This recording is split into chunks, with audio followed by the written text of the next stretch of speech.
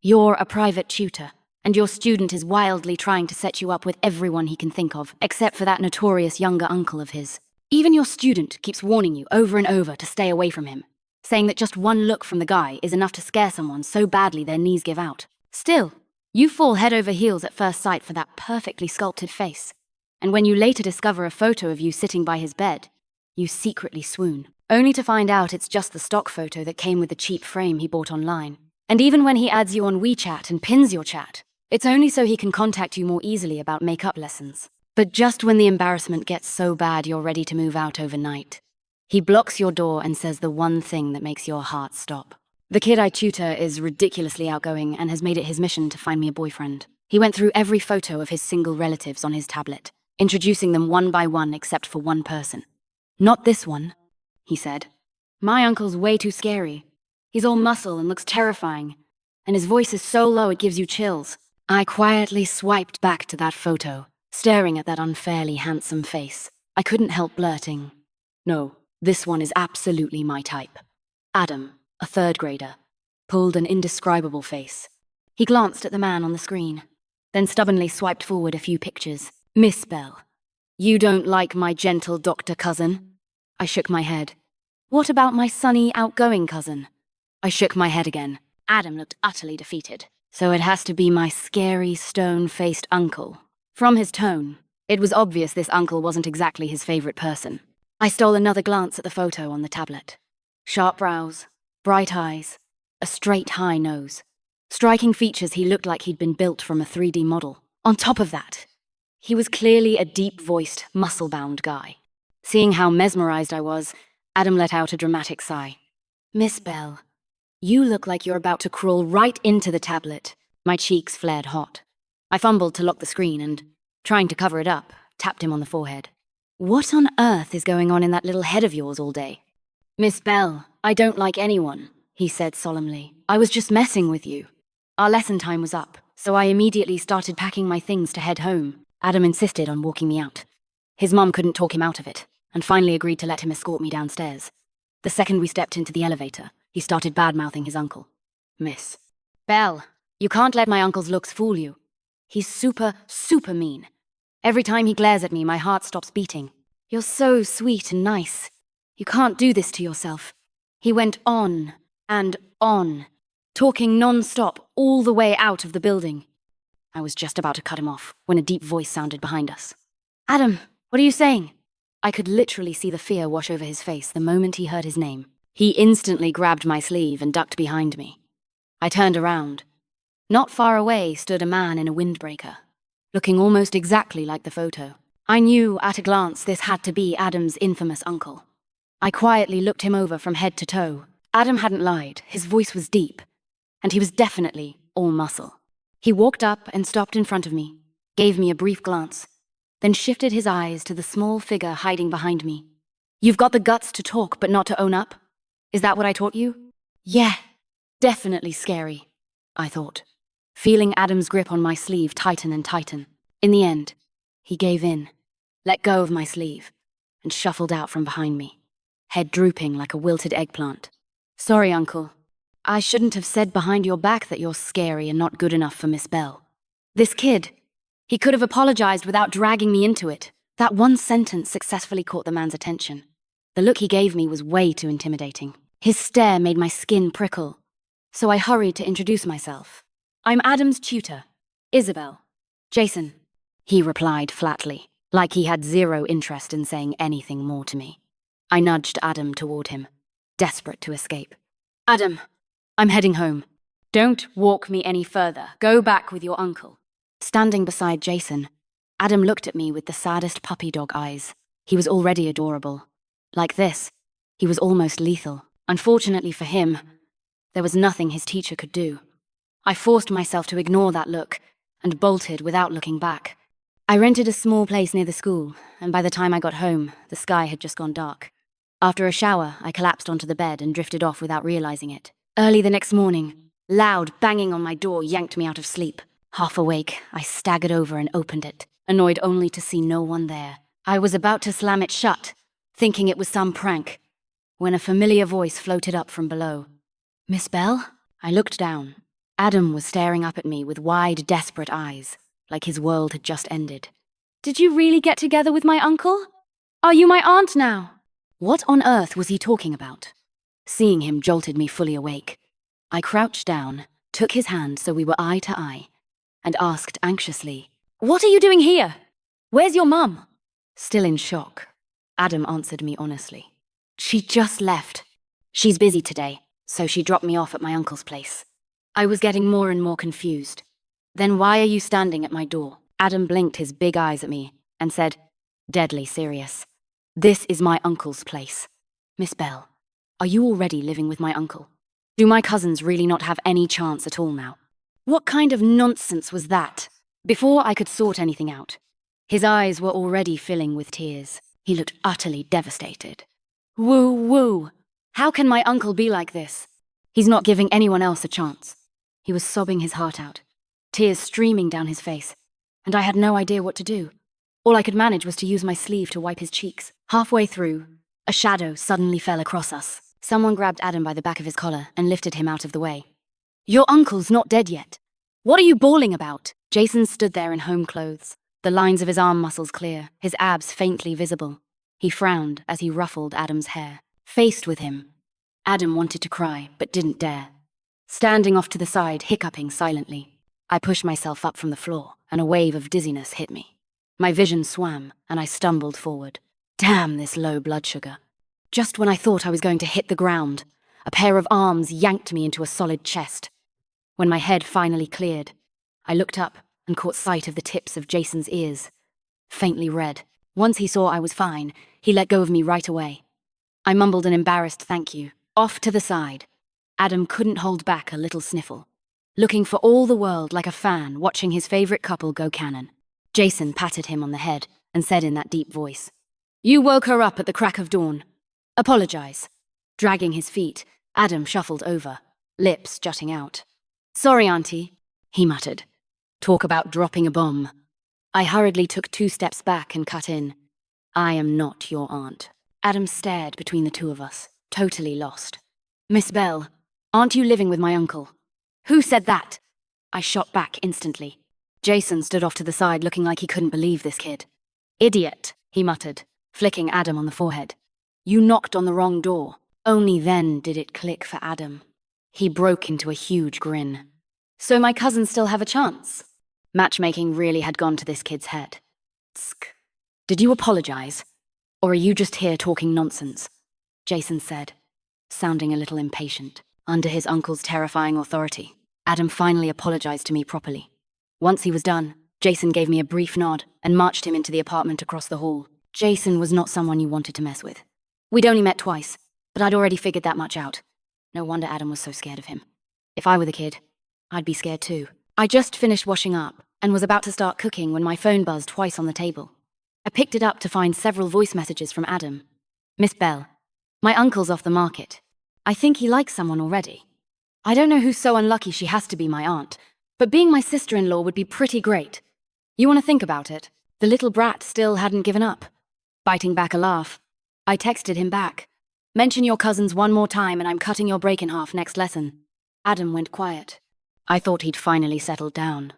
Less than 10 minutes later, he suddenly sent me a photo. In the photo, Jason was standing by the window, the corners of his mouth tilted up. "Miss Bell, my uncle's been smiling at the window for ages. Do you think he's gone crazy?" I had no idea if he'd lost his mind, but odds were high he was just love-struck. I was just about to type something back to brush Adam off, but something suddenly felt off. I zoomed in on the photo. In the lower left corner sat a picture frame, and the person inside looked a lot like me.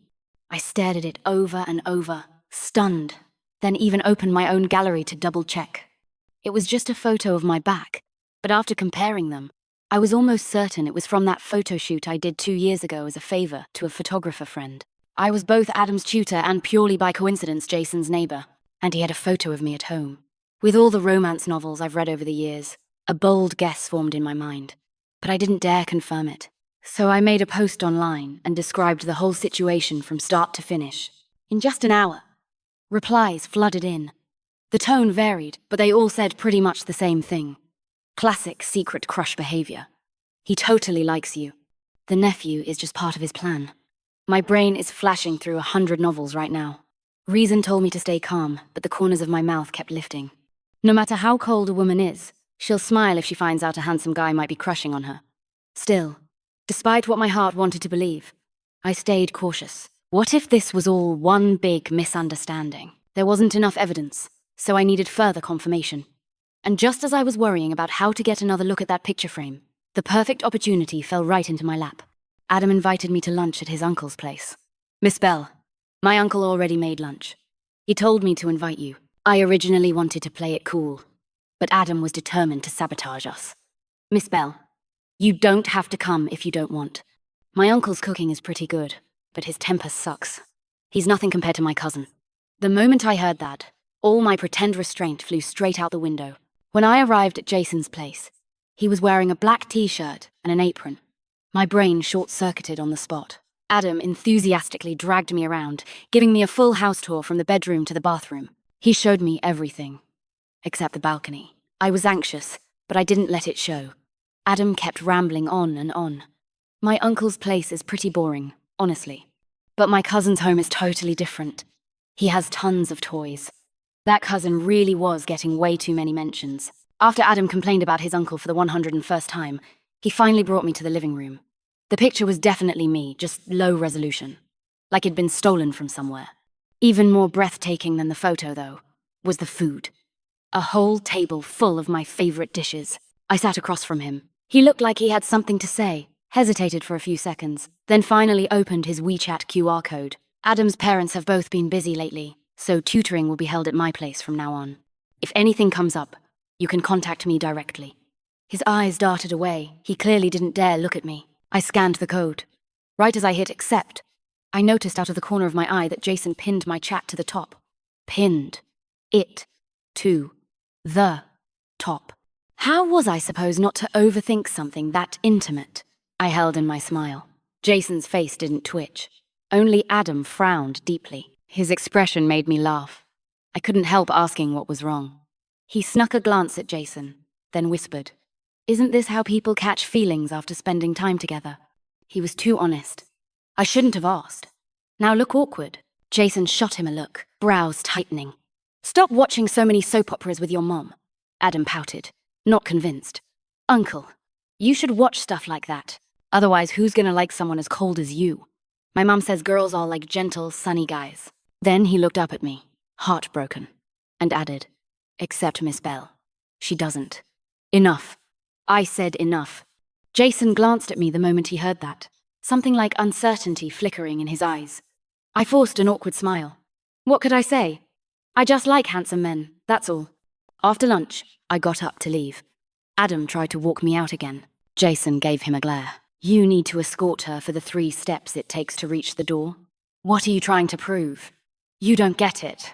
Mom says this is called being a gentleman." Adam ignored Jason and bent down to put on his shoes. Jason rubbed his temples, helpless. I stepped in, smoothing things over. "It's fine. If he wants to walk me out, let him. With my permission." Adam shot Jason a triumphant smirk. He took my hand and led me a few steps out. Then, once Jason couldn't see us, leaned in and whispered, "Miss Bell, isn't my uncle super scary? Did your filter shatter?" "On the contrary, clean apartment, great cooking, decent taste. I liked him even more." My cheeks burned hotter the more I thought about it. Adam looked utterly devastated. Before lunch at Jason's, I'd made another post online. When I checked my phone, a whole crowd was waiting for updates. I described what had happened, and the internet went wild. "Omo, Omo, Omo, her favorite food and pinned WeChat. If this isn't a crush, I'll eat my phone. Don't try to freeload drama. What if he didn't mean anything by it? Who pins their tutor's WeChat? Be serious. The guy's way too calculating. I'm starting to think his sister and brother-in-law aren't actually busy. They just want him to find love." The comments got more ridiculous by the second. People were analyzing his every move, like hidden clues. First, I'm not a narcissist. Second, Jason really did seem into me, but no matter how hard I thought, I couldn't figure out when exactly he'd seen me before.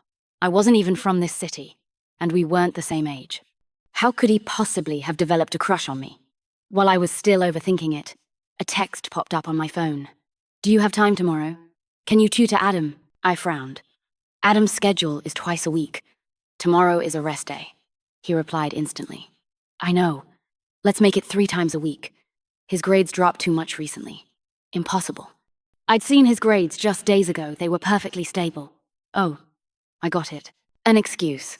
He just wanted to see me. Sigh. Sometimes being too charming is such a burden. I live posted the update, and the internet lost it again, using tutoring as an excuse to see his wife. Nephew. I object. Funny? I only see a devastated 3rd grader. Don't worry, everyone. The uncle definitely bribed the kid. That last comment made me curious why Adam agreed. So the next day, the moment I saw him, I asked in a tone that sounded caring, but was absolutely investigative. Won't 3 classes a week be too tiring? Why'd you agree to an extra one? Adam glanced at Jason, who was slicing fruit for me, then leaned close to my ear and whispered, Uncle said I can watch 2 more episodes of cartoons. But don't tell anyone. He said I'm not supposed to. And just like that, Jason was sold out. The internet had guessed it perfectly. Adam was definitely bribed. I knew it. This kid always goes cross-eyed and weak-limbed the moment studying is mentioned. No way he'd volunteer for extra classes. I was so lost in thought that I blanked out for a moment. Adam saw my expression and panicked, trying to make up for it. But of course, Miss Bell, I do love your classes. They're the happiest part of my week. That sealed it. Soap operas were officially added to Adam's banned list. I didn't buy a word of it, but I smiled anyway and teased. Miss Bell also loves teaching you. So how about we make it 5 times a week? Adam shut up instantly. I politely declined. During tutoring, Jason kept coming in to check on us. By the 5th knock, Adam couldn't take it anymore. Uncle, you've already brought Miss Bell water twice, and fruit twice. You want me to leave so you can study properly? Jason looked away from me, cheeks tinged red, voice flustered and a little defensive. I'm supervising to make sure you're actually studying. Adam was speechless. Do you even believe yourself? This Uncle Love thing is suffocating, he muttered. Jason grabbed a strawberry and shoved it into his mouth, then shot me a panicked glance before fleeing the room. Watching him escape in a hurry made me smile. He really did like me. Back home, Jason's face kept replaying in my mind. If proximity breeds affection, then I was absolutely going to win this moon. Even though every sign pointed to Jason liking me, I was not someone who acted without a plan. I needed more confirmation. Lying in bed that night, unable to sleep, I suddenly remembered the photo at Jason's place. My mind snapped awake. I grabbed my phone and scrolled for a long while, until I finally found that set of pictures taken 2 years ago when I modeled for a photographer friend to repay a favor. I stared at that picture of my back for a long, long time. Then, on a whim, I set it as my wallpaper. A few days later, it was time for Adam's next tutoring session. He was unusually excited, even reminding me several times. I had no choice but to show up early. Adam was already waiting at the door, beaming. The moment he saw me, he grabbed my hand and dragged me inside. Something immediately felt off. Sure enough, inside Jason's home stood a stranger. Adam tugged me toward him and excitedly introduced.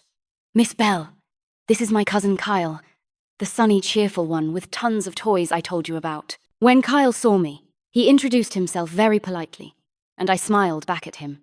Everything felt calm and pleasant, if you ignored the furious chopping sounds coming from the kitchen. I turned my head toward Jason. His jaw was tight, his face stiff. He clearly wasn't in a great mood. This had to be jealousy. Had to. I fought to keep my smile from creeping up. Adam tugged me over to sit face to face with Kyle and chat. Kyle was naturally outgoing and pretty funny. He made me laugh more than once, right up until Jason walked out of the kitchen. The moment he appeared in the living room, I could feel the air change. Kyle seemed a little scared of him and fell completely silent. Adam, fearless as ever, charged straight in. Uncle, you're interrupting my cousin and Miss Bell falling in love over time. I'm begging this child. Could he please stop using idioms he doesn't understand? Jason ignored him and turned his gaze on Kyle instead, his tone icy. You're very free lately, huh? Kyle shook his head so fast it looked like a rattle drum. Busy. I'm super busy. Uncle, I'll get going right now. Jason's expression eased a little. He turned to me and, with a pointed tone, said, I made your favorite sweet and sour ribs today. I smiled at him. It felt too mild, so I hurried to add, your sweet and sour ribs are the best I've ever had. Jason's lips twitched upward. Kyle's eyes bounced between the two of us. And at last, he seemed to get it. As soon as Jason left, He rounded on Adam. You little brat! You totally set me up. You'll introduce me to anyone. Adam looked completely lost. How did I set you up, cousin? Kyle shut his eyes for a second, clearly about to blow a gasket. Since talking sense into Adam wasn't working, he turned to me instead. Miss Belle, the moment I saw you, I felt like you were, my elder. No need to cover for yourself that hard. Adam immediately shot back. What elder? Cousin. You didn't dislike. Before he could finish, Kyle slapped a hand over his mouth. Kids just talk nonsense, he said, clearly flustered, then bolted without even staying for dinner. This is 100% jealousy. My God, I can smell the vinegar through the screen. Cousin got absolutely wrecked by a grade school matchmaker. I'm telling you, reading through the comments, the last bit of doubt in my chest finally dissolved. I've never been the type who enjoys dragging things out, especially not when I know he likes me and I like him back. I was just about to come clean when a text popped up on my phone. My screen lit up right after, revealing my wallpaper. Adam's sharp eyes immediately noticed that the photo looked familiar. He stared at it intently, studying it over and over. Miss Belle, I've seen this picture before. Talk about effort-free progress. I knew Adam wasn't just a natural-born matchmaker. His eyes worked great, too. Oh? Where did you see it? I asked, trying to sound clueless while sneaking a glance at Jason from the corner of my eye. Adam's little face scrunched up in concentration, but in the end, he still couldn't remember. I don't remember. Great eyesight, terrible memory, what a combo. I could only gently, half-jokingly, guide him along. You probably saw it online, right? It's not like you'd see it at home. I finished with a casual smile. Jason's expression was as unreadable as ever, not changing in the slightest. Hearing my hint, Adam suddenly had a light bulb moment. I remember now. He hopped down from his chair, ran into the living room to rummage around, and finally came back clutching a picture frame. That's my student for you, absolutely clutch. Adam set the frame on the table and announced proudly. This is exactly the same as the photo in my uncle's frame. The second he said it, I drew on all my lifetime acting skills and lifted my head to look at Jason in supposed shock. For once, his cool mask cracked. He picked up the frame, frowned at it, then raised his eyes to meet mine. This is you? I gave the tiniest nod, my heart starting to race on its own. I was ready. It was time. Time to lay out his long, secret crush on me. I was still trying to decide what expression would make me look not too eager when Jason said something completely different from what I'd imagined. His face was serious, his tone utterly sincere. Your portrait rights are being violated. Me? Huh? Come again. Jason opened a shopping app, used the picture to do an image search, and the screen exploded with products using my photo. Not just picture frames, there were clothes, even reflective boards. Staring at a whole page full of my own face, I completely fell apart. This frame came with that original photo already inside. Looks like some shady seller stole your image, Jason said earnestly. The more serious he sounded, the more I wanted to scream. This damned world. Dear heavens, are you actually targeting me personally? I thought about all the mental fan fiction I'd been running these days. My smug little assumptions. My secret excitement. I was so mortified I wanted to drop dead on the spot. Jason clearly had no idea how awkward I felt. With the best intentions, he slid a business card across the table. If you need help, you can come to me. Under the light, the word lawyer stood out stark and clear. From today on, I'm never laughing again. I don't even know how I made it back from Jason's place. The first thing I did was call my landlord to confirm. He'd never met Jason, and Jason had moved in long before I did. As for Adam's tutoring, I'd just randomly picked up that gig from a tutoring group chat. The pinned chat. Maybe he pins everyone. The jealousy? Maybe he just can't stand Kyle. So from start to finish, it had all been nothing but a beautiful misunderstanding. Ha! I'm done. How can a person be this full of themselves? What a colossal joke. And the worst part was, I'd written in my original post that I was planning to confess. Now the comments were full of people waiting for the finale. I'd braced myself before opening the app, but the non-stop notifications still knocked the wind out of me. The netizens were way too invested. In the end, I gritted my teeth, steeled my heart, and told them the truth. I wasn't the only one who exploded, they did too. You've got to be kidding me! This is how it ends? What? One guy fumbled the bag on tens of thousands of readers. Of course he's a law major. Only someone like that would dare play us like this. Thought it was a love story. Turns out, it's a case file. Wait, seriously? This isn't a revenge novel you wrote to mess with us. By the way, does the reflective board have a link? I really want to see that picture of you. Dropping a +1 for the photo link. Trolls really do hit hard. The more I read, the more my heart sank. The only silver lining was that I hadn't actually confessed today. Otherwise, Jason might have thought I'd completely lost my mind. In over 20 years of living, this was hands down the most embarrassing thing I'd ever done. Thinking about how I still had to see Jason all the time, I quietly opened a rental app. I couldn't stay here. As for Adam's tutoring, there were only a few sessions left anyway. I figured I could just tough it out. Spoiler. I could not. Every time I saw Jason, my whole body went rigid. I didn't dare look him in the eye. The moment our gazes met, the not-quite-dead memories came rushing back to attack me. How on earth had I ever been so sure he liked me? Jason seemed to notice that I was deliberately keeping my distance. I barely touched his sweet and sour ribs. When he saw that, something in his eyes dimmed. Adam, being a kid, didn't understand the weird tension between adults. He just kept eating like nothing was wrong. After nearly 10 minutes of silence, I felt like I was sitting on needles.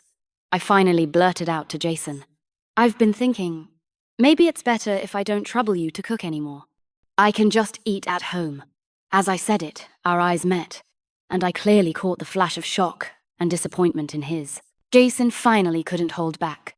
A little aggrieved, he asked, "You don't like my cooking anymore?"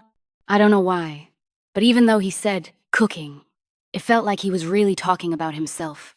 He stared straight at me with the look of someone being abandoned. For a second, I almost wavered, but then common sense dragged me back. "See?" I told myself. Jason's just the type to look at dogs with that kind of affection. I never went over for dinner again. Adam's parents took him back home. Jason seemed to get a big case and got really busy. Second semester of senior year, I was juggling tutoring Adam and job hunting, running around to interviews at different companies. Every now and then, I'd open that old post and read the comments. Most people still hadn't given up and were still camping for an update. After scrolling for a while, I stumbled on one question. "OP, do you actually like that neighbor of yours?" Just that one short line stirred up a storm inside me. No way, I thought, instinctively denying it as I typed out the word no. Before I could hit send, I saw someone else had replied to that comment. When you think the other person likes you, it usually means you're the one who's fallen. Otherwise, why would every tiny change in his expression and every little thing he does related to you stick so clearly in your memory? Those moments when you're sure he's sneaking, looks at you, you're looking at him every single time too. With a few blunt sentences, someone had ripped open the hidden disappointment and hurt behind my embarrassment. The thrill I felt when I thought he liked me. The way my lips curled when I saw him jealous. My resolve to confess every step in that chain pointed to one answer. I liked him. There was no way to lie to myself anymore. I deleted the word no and typed a new reply. Yes. Messages poured in under that comment. Some people comforted me. Some cheered me on, telling me to keep going after him. Only one reply stood out like it didn't belong at all. The formula's wrong, the process is a mess, but the answer is correct. I gave that confusing sentence a quick glance and didn't think much of it. At Adam's last tutoring session, he looked really down. I ruffled his hair and asked what was wrong. Adam looked up at me with big round eyes. "Miss Bell, actually, my uncle doesn't have any real flaws except being a little scary. He cooks well, he's hardworking, and he's rich. And he's not scary to you. He's really gentle with you." It was the first time he'd ever praised Jason in front of me, and it felt oddly new. "Aren't you scared I'll actually end up with your uncle if you talk like that?" Adam shook his head so fast it blurred. "Now I hope you two get together." I hadn't expected that at all, and didn't know how to respond. Adam lowered his head and muttered, "Sorry, Miss Bell. I shouldn't have kept trying to introduce my cousin to you. Mom said it might bother you. And Mom also said my uncle likes you." I looked at his serious little face and gave a bitter smile. "Maybe your mom was wrong." "No." Adam shook his head firmly. "Mom said he's been learning how to do a peacock display." That ridiculous little comment somehow rekindled a spark in my heart. On the way home, I kept replaying those words. A few seconds before the elevator doors closed, a figure appeared outside. Jason stepped in wearing a formal suit, something I'd never seen on him before. I froze, stumbling back a step. He looked just as surprised to see me. After a small hesitation, he stepped inside, keeping a polite distance. The elevator held only the two of us. So quiet, our breathing sounded loud. Then my phone rang sharply, slicing through the silence. I fumbled to answer it. The person on the other end spoke before I could. "Hello, is this Miss Isabel? I saw your post on the rental app. We have an apartment available. Are you interested in seeing it?" Maybe I imagined it, but I swore Jason's back stiffened. A guilty panic shot through me, and I hung up in a rush. When the elevator opened, I practically fled down the hall. Jason followed behind me, and I could feel his stare burning between my shoulder blades. I'd barely gotten my key halfway into the lock when his voice reached me. "Isabel." It was the first time he'd ever said my full name. The dead deer in my chest came back to life, pounding so hard my palms went cold. I turned toward him mechanically. Jason stood a short distance away, the hallway light blurring his edges. "You're avoiding me." Not a question, a certainty. My heart was a mess, my hand tightening around the key. I wanted to deny it, but that would only look worse, so I gave up and admitted it. He took 2 steps closer. His footsteps echoed as he approached. "Why?" I took a deep breath, deciding it was time to end this. "It's too ambiguous." "What?" "I think things between us have gotten too ambiguous." I paused, then said, "It made me misunderstand something." "What misunderstanding?" "That you like me." God knows how fast my heart was beating. Jason stared at me, silent, unreadable, closing the distance between us inch by inch. He finally stopped a few steps away, looking at me openly. Honestly, the corners of his eyes lifting in the slightest hint of a smile. "Didn't I say it already? The answer is correct." I froze for a few seconds. The words felt familiar. I scrambled mentally, and suddenly realized. "That comment was from you?" Jason nodded. "It wasn't a secret crush, but I do like you. You can think of it as love at first sight that turned into something deeper." "So, can I be your boyfriend?" Jason asked, with complete sincerity. Meanwhile, all I could think was, I'm dead, completely dead. He read the post. He saw everything, all my delusions, all my embarrassing thoughts. Embarrassing myself online was one thing, but having it spill into real life was another. Jason looked at me expectantly, clearly waiting for an answer. When I stayed silent, he got anxious. "Isabel, don't try to squirm out of this. You answered yes to someone asking if you liked me at 11:31 the night before last." How could he remember the time down to the minute? I turned my head away, flustered. "I wasn't trying to squirm." Jason smiled, satisfied, and stepped toward me, reaching out. I reflexively stepped back. "What are you doing?" He looked absolutely wounded. "You said you wouldn't squirm. And I can't even get a hug?" Looking at his pitiful expression, everything clicked. No wonder they say nephews are just like their uncles. Those two act exactly the same when they're putting on a show. I couldn't refuse Adam, and I definitely couldn't refuse Jason. "Fine. Of course he can." I wrapped my arms around his waist. He hugged me back, burying his face into the crook of my neck. After a few minutes, he started pushing his luck. "Since we're already hugging, a kiss isn't too much, right?" "Jason." "Enough." Hearing my refusal, Jason squeezed me tighter. When he finally let go, he didn't say a word, looking utterly crushed. I knew he was acting, but I still softened. Women, always doomed by feelings. I sighed, resigned. "You can kiss me." Jason's triumphant smile curled up instantly. He cupped my face with one hand and leaned down.